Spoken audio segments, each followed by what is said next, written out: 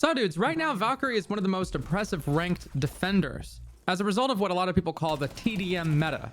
But the TDM meta is actually a myth. In this video, I'm going to explain how what you're really experiencing is an information meta.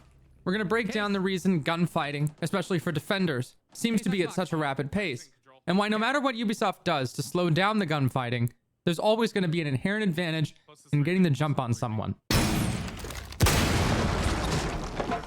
So one component about information gathering characters like Valk or Deimos, even shield operators like Montang or Clash, is that information provides you with guaranteed value to the team that's safe and easy to provide, and easily converted into something. When I say easily converted into something, what I mean is what takes place that's different in the round as a result of that operator being on the board. A good example of this is a Valkyrie pick on a small map like Border or a linear map like Theme Park. A linear map is basically just a map that doesn't have a lot of verticality. On this map, I take advantage of the small amount of verticality that is available on Theme Park by putting a Valkyrie camera on a common choke point. In this case, Throne Room on the Theme Park is basically a giant square with 3 main walls. With 3 destructible main walls, Valkyrie, in theory, can cover each one of them with one of her black eye cameras. Since I know that they're not going barrels, and I know that they're not going yellow wall, that means that the only place I really have to fight extensively is bumper cars. With a well-concealed black eye camera in bumper cars, a teammate calls out for me and I get some easy picks because of it. Playing close. Good pings. Nice. I also use a C4 to create some verticality, which is, by the way, completely viable given the right circumstances. This is an example of how information can make a round play out in a completely different way. You can also see this phenomenon on small maps like Border. Border is essentially comprised of a bunch of rectangles stacked on top of each other with limited entryways and only 2 staircases inside the building itself. On that map, Valkyrie doesn't have to work as hard to get more out of her cameras due to basic math. Her 3 cameras will cover, proportionally speaking, more of the building than a big map like Nighthaven or Lair, where her impact ends up being focused to a few choke points. When you throw destructible floorboards into the mix with her C4, Valkyrie's cameras also provide her and other defenders with convertible kill potential that keeps them safe in the process. But the same can be true for attackers as well. Another example of a site take that completely changes with one operator pick is Clubhouse Rafters, where a Montang is on the board. You might not know this, but one of the things that made that crazy comeback many years ago at the 2018 Siege Invitational possible was Pentasport's embrace of shield operators. At the time, shield operators were often seen as a weird gimmick selection that took a rifle off of the board. But the Montang gameplay loop hasn't really changed since 2018. Montang has the ability to move into a room, not die, and tell his teammates, hey, a person's over here, hey, a person is over there. This is another example of guaranteed value. For the cost of nothing other than my positioning, I can sit and tell my teammates behind me whether an opponent is standing, crouched, jiggle peeking, whether to the left or the right of a door frame, etc., etc. And all that is crucial information in a gunfight because that can affect my teammates' crosshair placement. If you don't know much about siege gunfighting, I'll tell you this right now. If you're struggling, the one thing that will take your gunfighting to the next level is your crosshair placement. If you can contextually identify the position in which people are standing, you can find yourself getting a lot more kills, just because you're being efficient and logical with your aiming point. Good aim in Siege isn't necessarily about flashy flicks and mechanics. It's about anticipating, and the only way you can anticipate is with info. Khan's dead. Still Raptors. Watch your feet. I'm pushing Cash. Coming up red. Top red. Bandit. Fuck. Dead? No idea where last is. Last one. Raptors, I think. Raptors. Holding your rafters. Do not yet. Go for the C4. Holding your rafters. Good job. shit. Yeah. So my aim looked kind of boring there, right? I mean, I had a clean shot on the dock, but that's just because I jiggle peeked at first. Jiggle peeking is not necessarily an aggressive kill-making move. It's just an info gathering move. And you can choose to take a gunfight or not take a gunfight. But those picks that I got were not flashy. It was one simple juggle peek when I was making an entry, and then I pre-aimed based off of info. Let's look at another example of some info-based gameplay with a drone defender, who's obviously info-based off of the virtue that he uses drones. There's not much commentary needed here. You can just watch the round and understand it for yourself. Yeah. Still red. One is garage. I'm trying to help you. In CC now. I'm off the cam. Nice, another one. Back on the cam.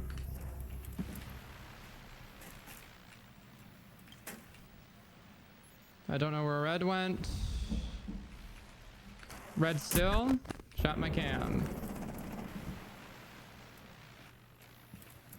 Logi hatch, potentially? Heard. Not up red If you yet. can't just keep your cam in CC. Yeah.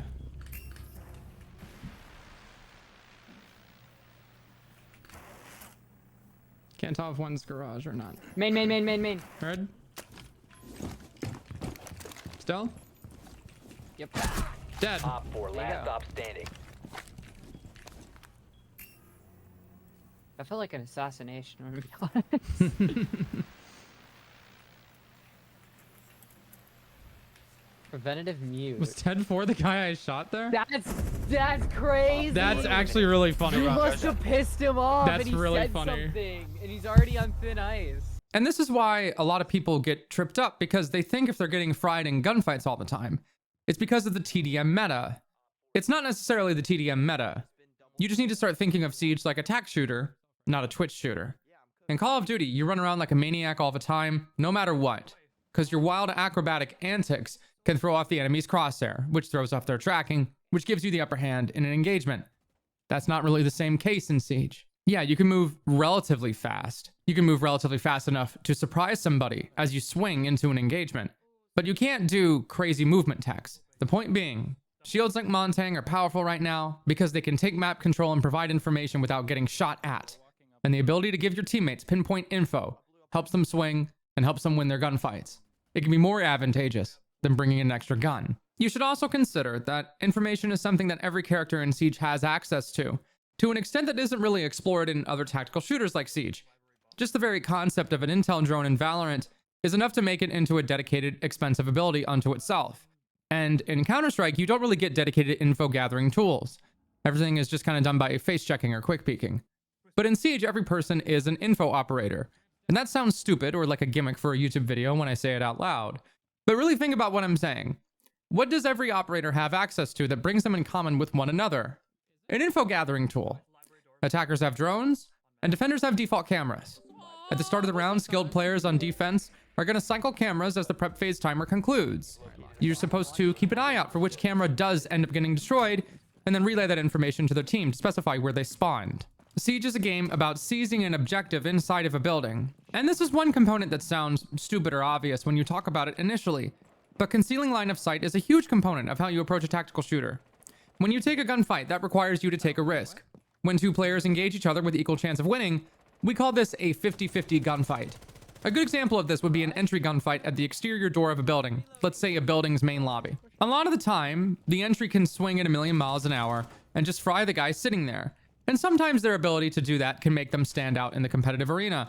But in professional play, the goal is often to eliminate as many of those engagements as possible. And that's why sometimes you can see teams running into this issue of the checklist meta. Dark Zero was ridiculed for this around the Atlanta Major in 2023. Some teams take way too much time crossing their T's and dotting their I's, unable to take a risk and just do the sight hit as the clock starts running out. The easiest way an attacker can turn a 50-50 gunfight into a 60-40 or 70-30 gunfight is a drone. And drones are sneaky little buggers that even the best Siege players will ignore or miss shots on sometimes. One thing a lot of ranked stars don't do is conscientiously check the cracks and crevices of a room they're trying to play in for drones. If you're conscientious enough to not move the drone and make noise revealing its presence, sometimes all you gotta do is give a yellow ping and a teammate can quickly follow up with a spray and a pick. Once these guys on Not perimeter. flanking on 4. Okay. One just ran off. Let's go for it. Let's go for this. Drones are the one thing attackers have that give them a fair power differential as they room clear piece by piece towards the bomb site. You might not think of it this way, but verticality also provides info because you can use process of elimination to know exactly where the enemy is if they are not in common power positions on the default take.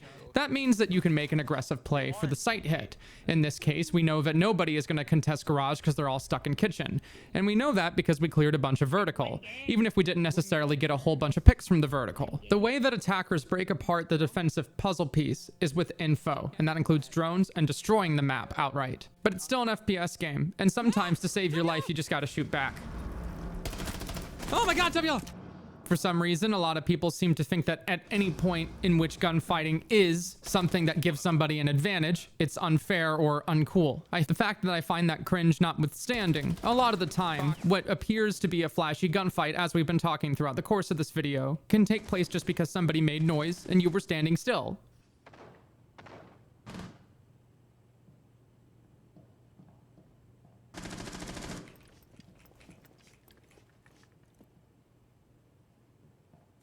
They're in.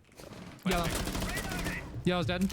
What am I supposed to do in this situation? Am I supposed to let this person kill me? That's ridiculous. It's an FPS game, and at the end of the day, people are going to make plays based off of information that's readily available to them. And one of the most common readily available information sources in this game happens to be sound and cameras. One thing that I do quite a lot is I visualize exactly where the body of the enemy is going to be relative to the geometry. That is basically just a nerd way of explaining that I try to think of what the other person is going to do and visualize exactly where they're standing, crouched, prone, whatever.